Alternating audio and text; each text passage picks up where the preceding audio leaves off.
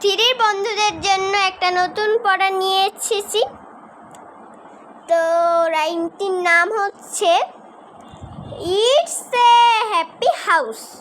এখানে লেখা আছে listen and read the rhyme below. শোনো এবং পড়ো নিচের ছড়াটি। কেমন? চলেন তাহলে আমি শুরু করি। It's a happy house. It's a house. It's a happy house. It's a happy house. Can you see? Here's a window. Here's a door. Here's a roof. And here's a flower.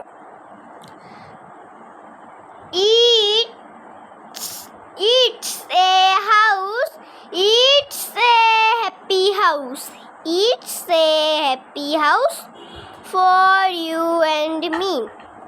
তো বাচ্চাদের 4 line করে পড়াবেন, নাহলে কিন্তু হবে না। আর যারা এখনো 2তে আছেন তারা 6 লাইন করে পড়লেও চলে।